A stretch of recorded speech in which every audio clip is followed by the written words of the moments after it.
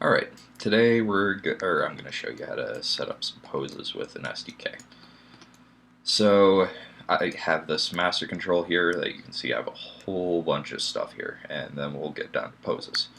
To start off with this, we're going to hit Edit, Add Attribute, make sure that this is a float data type.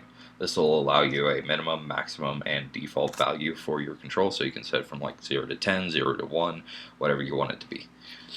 We're going to call this thumbs up. Make sure I actually capitalize that. We're going to have it at a minimum of 0, maximum of 10, and a default of 0, so we'll start with it off. Okay. Alright, so thumbs up is showed over here. Now we're going to hit Edit, Set Driven Key.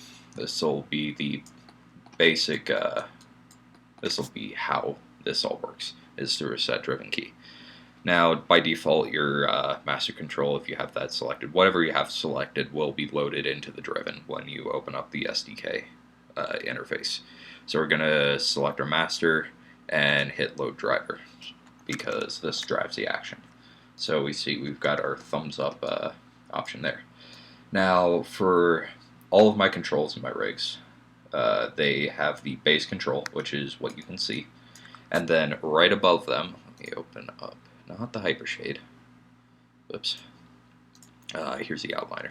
So you're going to select one of these, open this up, so you see you got your base control, and then you've got your SDK control, or pad. Now your SDK pad is what determines your poses.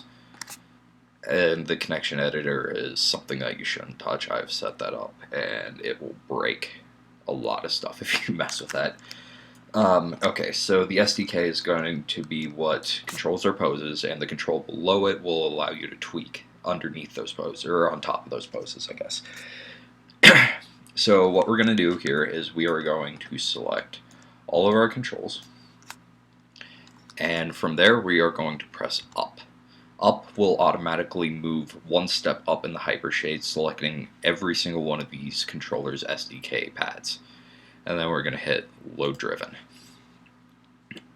Now from here, we've got our thumbs up control, or in our master control, we've got our thumbs up set to 0, which is default pose. So what we're going to do here is we've got to set up a default pose for that thumb. We've got it set up for a lot of these other poses, or these other poses here, but we have to set it up for each new pose that we do. So we're going to select thumbs up, select the rotates, hit key.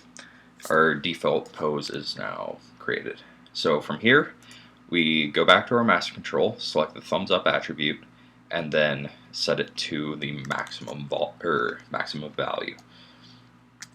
We have to do this first, because if we do this later, the only key that has saved is default pose, and if we go into the SDKs and start editing their orientation and then change that value, it will go back to default because that's all it knows.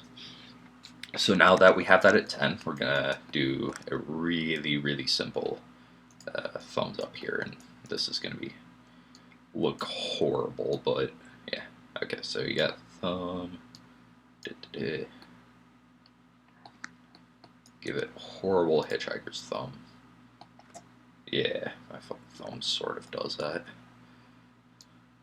And then we take the rest of them and curl them into a fist. So now that we've got that, we'll take our master control, make sure thumbs up is selected, select all of our SDKs. The thing I forgot to mention before, for every SDK or everything on the left, if they share a keyable value on the right, it will show up. If there is not, or if a value is not, attribute is not shared, it will not show up on the right. So you might have to do some things individually if you ever have something like that. Okay, but none of these are like that. They're standard transformation groups. So select everything on the left, make sure all your rotates are selected, and hit key. So now we've got at max value, at minimum value.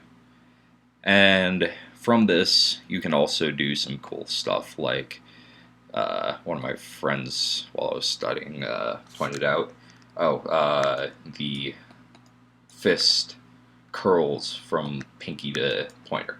So if I wanted to say have the pinky fully rotated at 6, I can select that. Hit thumbs up, or the thumbs up's at 7 at this point. Hit key. Select this. And I could have done this a little better, but you get the point. You can basically animate with this over one keyframe. So you can do a whole bunch of really cool stuff with this. Anyway, thanks for listening, and I hope you have a good day.